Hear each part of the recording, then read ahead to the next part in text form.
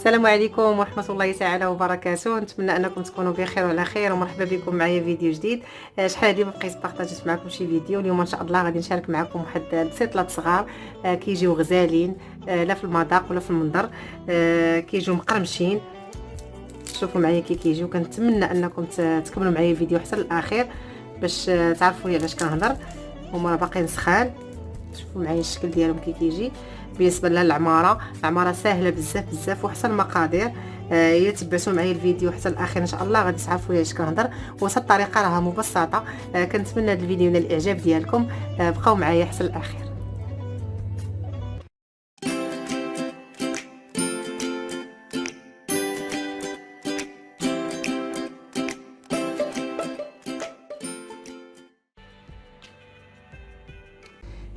بالنسبه للمقادير البنات، اول حاجه خديت هنايا داك جلوف ديال الكروفيت اللي نقيت، درتهم في الماء طايب وغادي نديرهم فوق البوطه يتسلقوا. هما فاش غادي ندير الفيرميسيل الطرطاب والشامبينيون نوار حتى هو غادي نديرو فيها باش يرطب. من بعد البنات ما درت الجلوف ديال الكروفيت يتسلقوا. دابا غادي ندوز معكم المقادير والحوت اللي عندي هنايا سيبيا. بالنسبه للكميه راه كل واحد كيدير الكميه اللي بغا. وعندي هنايا كروفيت اللي نقيتو. وعندي هنايا هذا الحوت هذا اللي سميتو لالوط اللي فيه الهبره، هي باش كيعمروا نيت حتى الحلويات وداكشي كيعمروا به البسطيله وداكشي راه فيها الهبره زوينه. غادي نوريكم الطريقه كيفاش كطيب.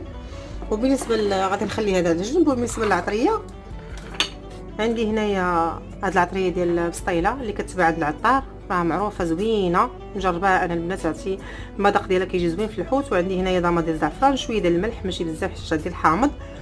وعندي هنايا تحميره وعندي البزار. صافي هادو هما العطريه اللي غادي ندير. وهنايا عندي الثومه محكوكه، وعندي شويه ديال الزيتون باش يطلق داك البنه ماشي بزاف. وعندي حامضه مصيره. وهنايا قزبر ومعدنوس ماشي بزاف ديال العطريه. كيف قلت لكم بغيت نكثر عليا كثر ديال المواعن. صافي خديت هاد لاشواغ البنات درت فيها كيف ما كتشوفوا القزبر ومعدنوس. غادي ندير فيها هاد العطريه هذه كامله. هاد الطريقه هذه سهله، كطحني كلشي في الاول. وغندير هاد الحامض وهاد الزيتون. غندير شويه ديال لاصوص الصوجا. هاد لاصوص هاد صوص الصوجا البنات ديك العاقده كتجي زوينه. نديرو تقريبا شي 2 معالق كبار ديال صوص الصوجا. وغادي ندير شويه ديال الزيت باش يطحنوا لي هاد المقادير. صافي وغادي نطحن البنات هاد المكونات وانا نرجع معاكم. من بعد البنات ما طحنت لاصوص كيف ما كتشوفوا معايا كيجي القوام ديالها كيجي زوين وكيجي منيل بحال هكا. هذا هو باش غنشربوا هاد الحوت كامل اللي عندنا. وخديت داك الماء ديال الكروفيت هو اللي رقدت فيه دابا هاد سميتو الفيرميسيل. رقدت فيه هاد الفيرميسيل ورقدت فيها حتى شامبينيون نوار.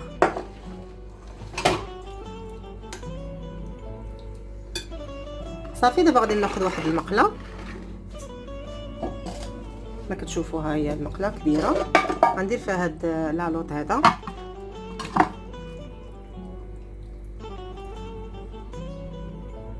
وغندير شويه من هاد العطريه اللي عندي.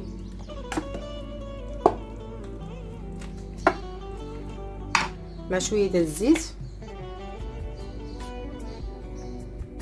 وغادي نخليه يطيب. ومني غيطيب عاد غنرجع معكم ان شاء الله. من بعد البنات غادي ناخذ السيبيا حتى هي نفس الطريقه. نديرها حتى هي طيب. تشحر غنشحرها حتى هي دغيا تطيب. غادي ندير معاها هاد العطريه.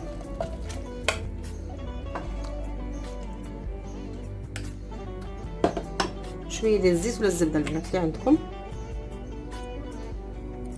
وغنديرها حتى هي طيب. وغادي نخليها على جنب. ملي شحرت البنات السيبيا غادي نحيدها. وغادي ندير الكروفيت حتى هو يتشحر شويه.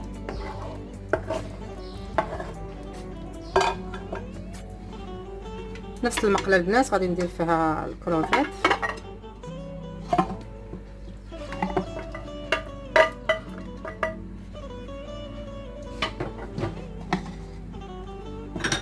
شويه ديال هاد العطريه هذه. شويه ديال الزيت ولا الزبده ونديرو حتى هو يتشحر من نفس الطريقه. من بعد ما شحرت الكروفيط البنات هو غادي نزيدو هنايا على هذا الحوض اللي عندي.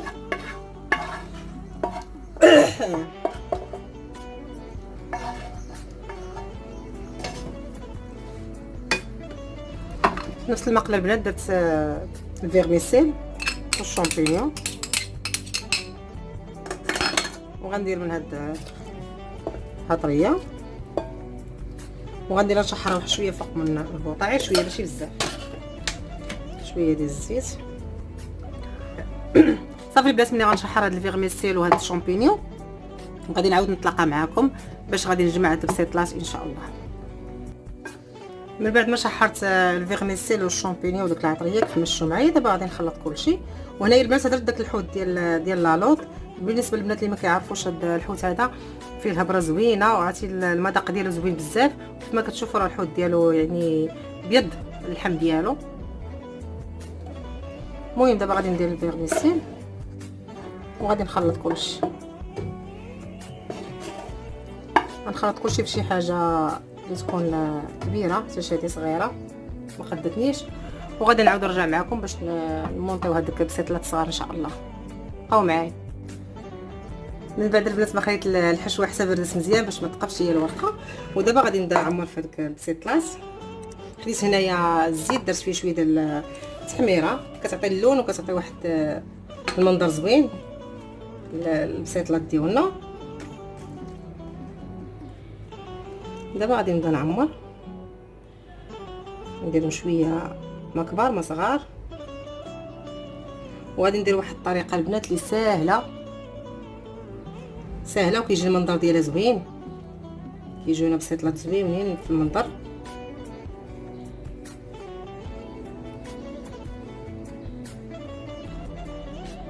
بحال هكا.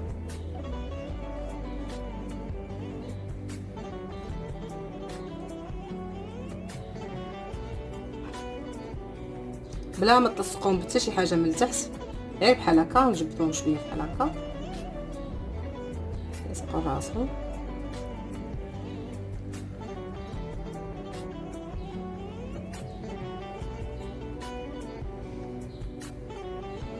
طريقه سهله، شوفوا معايا الطريقه كتجي سهله.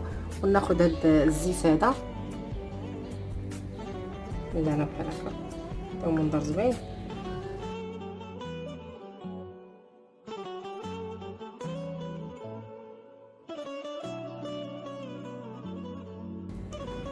صافي شوفوا معايا الشكل كي كيجي. وغادي نحط في الطاوله اللي كتدخل الفران بنفس الطريقه غادي نديرها.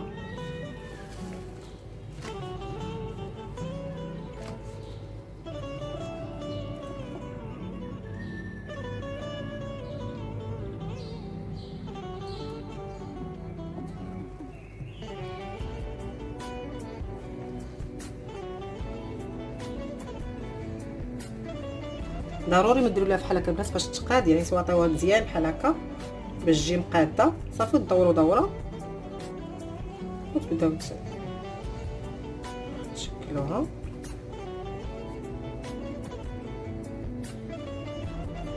هنا البنات ما تحتاجوا لا فورص لا بيض البيض لا والو، حتى حاجه ما غادي تحتاجوها باش تلصقوا الورقه. ملي كديروها بحال هكا كتاخذ الشكل ديالها. صافي نوركوا عليها بحال هكا مزيان. صافي شوفوا معايا كي كتجي غزاله في المنظر. وحتى الطريقه باش درت معكم هاد البسيطلات راها ساهله، كيجيو زوينين بزاف في المذاق البنات، غير جربوهم ان شاء الله.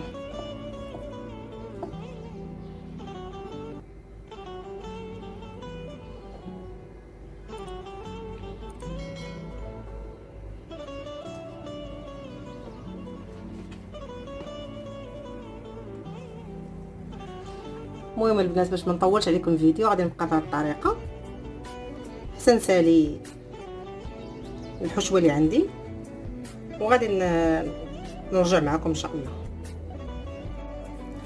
من بعد البنات ما عمرت البسيطلات كاملين اللي عندي كيف ما كتشوفوا معايا الشكل ديالهم كي كيجي. غادي نعاود شويه ندهنهم بشويه ديال الزيت وغادي ندخلهم الفران يطيبوا، ومن بعد ان شاء الله غادي نوريكم الشكل النهائي ديالهم.